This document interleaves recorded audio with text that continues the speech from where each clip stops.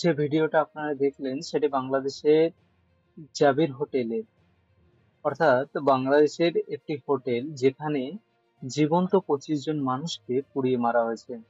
বর্তমানে বাংলাদেশের পরিস্থিতি আমরা জানি প্রত্যেকেই যে খুবই খারাপ, কারণ বর্তমানে বাংলাদেশে যে প্রাইম মিনিস্টার ছিলেন শেখ হাসিনা, তিনি রিজাইন করেছেন এবং বর্তমান বাংলাদেশে আর্মি দ্বারা সমস্ত দেশটাকে কন্ট্রোল করা হচ্ছে। অর্থাৎ আর্মি চিফ যিনি রয়েছেন তিনি হলো বাংলাদেশের যে পাওয়ার রয়েছেন তিনি সেটা টেক ওভার করেছেন।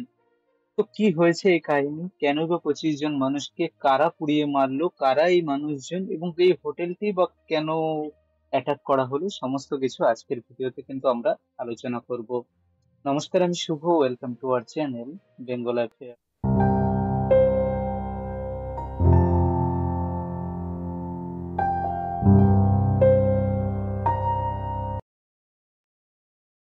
আর শুধু এই প্রশ্নই নয়, এর পাশাপাশি আমরা প্রত্যেকটা নিউজ কভার করার সঙ্গে সঙ্গে কিছু ইম্পর্টেন্ট জিকে নিয়েও কিন্তু তার রিলেটেড আলোচনা করে থাকি। তো ভিডিওটা প্রত্যেকটা অবশ্যই দেখবে, ছোট ছোট ভিডিও কিন্তু সমস্ত কিছু তোমরা জানতে পারবে নিউজের মাধ্যমে। তো দেখো, এই যে ভিডিওটাতে আমরা তোমাদেরকে দেখিয়েছি, সেই ভিডিওতে যে হোটেলটাকে জ্বালানো হয়েছে, অর্থাৎ যে হোটেলটাকে তোমরা আগুন দেখছো, সেটা হলো জাবির হোটেল। হ্যাঁ, বাংলাদেশের একটি খুবই মানে বিখ্যাত একটি হোটেল, জাবির হোটেল, যেটি শেখ হাসিনা, অর্থাৎ বাংলাদেশের যে যিনি এক্স প্রাইম মিনিস্টার ছিলেন, সেই শেখ হাসিনার পার্টিরই একজন লিডারের। এবং সেখানে কি করা হয়, প্রায় 25 জন মানুষকে জীবন্ত পুড়িয়ে মারা হয়। আর সে তার পাশাপাশি প্রায় 100 জন রয়েছেন যারা হলো কি আগুনে পুড়ে ইনজুরি নিয়ে হাসপাতালে ভর্তি রয়েছেন। রিপোর্ট অনুযায়ী এই যে হোটেলটা ছিল, সেই হোটেলটার মালিক হলেন শাহিন চাকলাদার। শাহিন চাকলাদার কি, তিনি হলেন রুলিং পার্টি যে ছিল এর আগে, অর্থাৎ শেখ হাসিনার আওয়ামী লীগের রুলিং পার্টির একজন এমপি। ঠিক। তো যারা প্রোটেস্টার যারা রয়েছে, প্রোটেস্টার প্লাস এখন বলা যেতে পারে যারা স্টুডেন্ট প্লাস কিছু বাংলাদেশে যারা প্রোটেস্ট করছে, তারা এই শেখ হাসিনার যে দলের যারা এমপি ছিল বা তাদের বাড়িতে অ্যাটাক করছে, তাছাড়াও দেশের অন্যান্য প্রপার্টি জ্বালানো পোড়ানো, এইভাবেই তারা প্রতিবাদ করে চলেছে। তো যে ভায়োলেন্ট যে প্রোটেস্টাররা রয়েছে, সেই প্রোটেস্টাররা এমপির হোটেলে প্রথমে ওই এমপি যিনি রয়েছেন, অর্থাৎ আমরা দেখলাম এই যে এমপি রয়েছেন শাহিন চাকলাদার, তাকে কিন্তু ওখানে তারা খুঁজতে যায়, কিন্তু যখন তাকে খুঁজে পায় না, তখন এই যে মব যারা রয়েছে, অর্থাৎ এই যে প্রোটেস্টারের যে দল রয়েছে, তারা ওই হোটেলটাকে আগুন ধরিয়ে দেয়। এবং হোটেলটাকে আগুন ধরানোর এই যে চিত্রটা তোমরা দেখতেই পাচ্ছ যে কি ভয়ানক ভাবে আগুন জ্বলছে এই হোটেলটায়, যার জন্য প্রায় 25 জন কিন্তু সেখানে জীবন্ত জ্বলে মরে যায়। এবং তার পাশাপাশি আমরা দেখি দেখি যে উম এর পাশাপাশি কি হয়, প্রায় 100 জন যারা বার্ন ইনজুরি নিয়ে হাসপাতালে ভর্তি হয়। তো এর যে হোটেলের মালিক রয়েছেন শাহিন চাকলাদার, তিনি হলেন কি আওয়ামী লীগের, অর্থাৎ শেখ হাসিনা আওয়ামী লীগ যেটা রয়েছে তার একজন এমপি।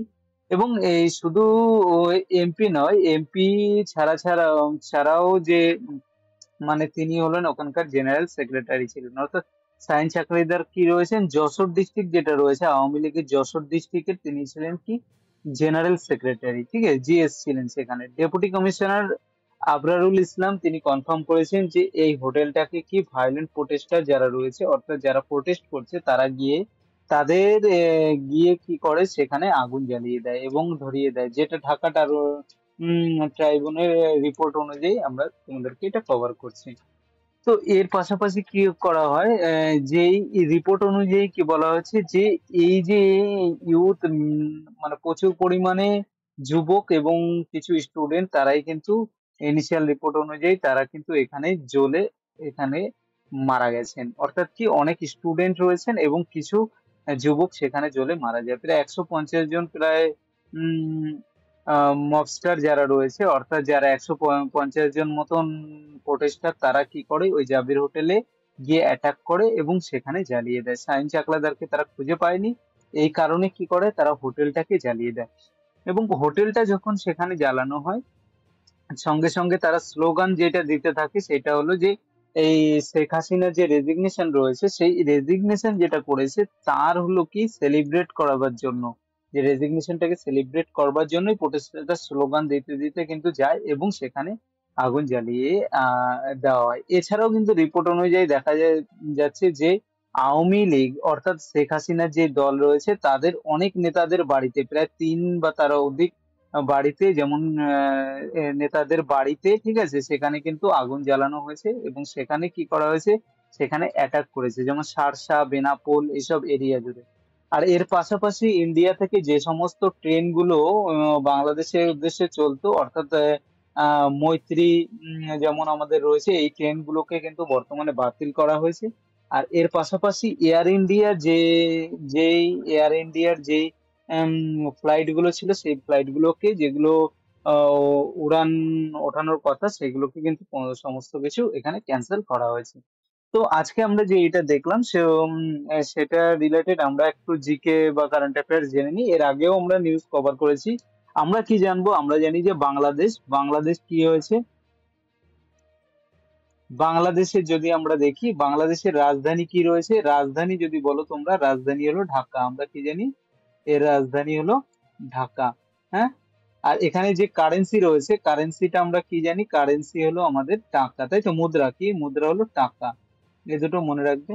আর যে এছাড়াও আমরা যেটা বাংলাদেশের বর্তমানে কিন্তু কোনো সিএম নেই, অর্থাৎ সরি, সিএম বলছি, কোনো বাংলাদেশের কিন্তু পিএম এবং লোকসভা স্পিকার কেউ কিন্তু বর্তমানে নেই বাংলাদেশে।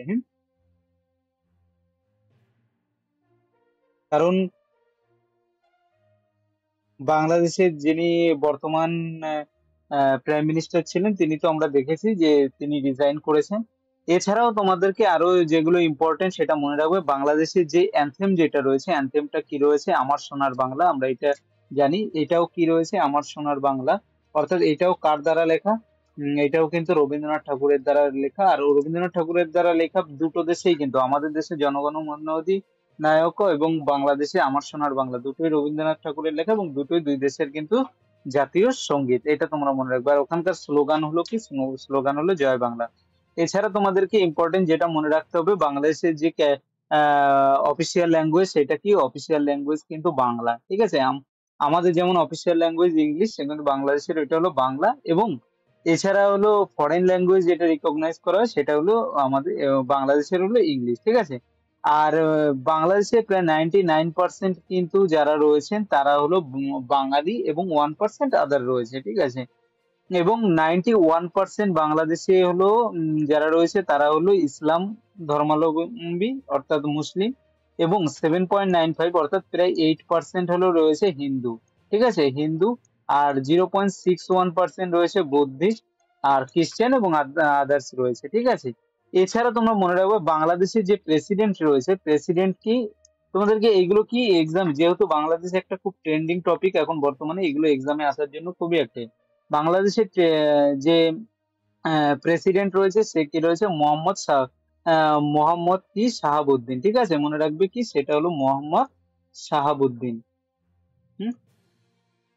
আর ওখানে কিন্তু কোনো লোকসভা স্পিকার বা প্রাইম মিনিস্টার নেই। এবং চিফ জাস্টিস যে রয়েছে, সেটা হলো চিফ জাস্টিস সিজেআই, যে সিজিপি যেটা বাংলাদেশের, কি সেটা হলো কি, অবায়দুল হাসান, কি অবায়দুল হাসান, তোমাদের মনে রাখবে।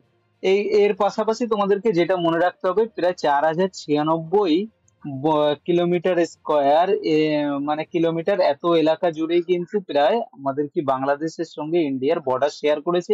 এবং 5টা স্টেটের সঙ্গে বর্ডার শেয়ার করেছে, কি কি আছে, আমাদের আসাম, ত্রিপুরা, মিজোরাম, আমাদের যে ওয়েস্ট বেঙ্গল রয়েছে, হুম,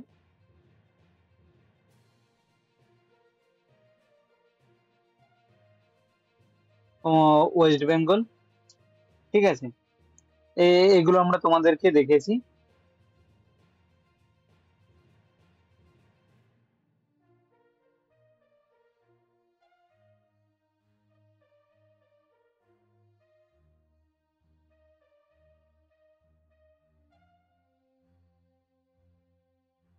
বাংলাদেশের সঙ্গে কিন্তু এরা করেছে, ঠিক আছে। কি কি দেখলাম আমরা, আসাম, ত্রিপুরা, মিজোরাম, ওয়েস্ট বেঙ্গল আর মেঘালয়, সরি আর একটা রয়েছে না, 4টে বলে ফেলেছিলাম তোমাদেরকে, মেঘালয়। এই কটার সঙ্গে, আর এই বাংলাদেশ এবং ইন্ডিয়ার মধ্যে যে রেখাটা রয়েছে, সেটা কি রয়েছে, সেটা হলো আমাদের রেড ক্লিফ রেখা, ঠিক আছে? যে আমরা কিছু নিউজ বাংলাদেশে সম্পর্কে যখনই আলোচনা করব তখনই দু চারবার বলতে বলতে তোমাদের এগুলো ঠোঁটস্থ হয়ে যাবে। তো ফ্রেন্ডস, ভিডিওটাকে লাইক শেয়ার করো, এরকম আরো নিউজ দেখার জন্য চ্যানেলটাকে কিন্তু অবশ্যই সাবস্ক্রাইব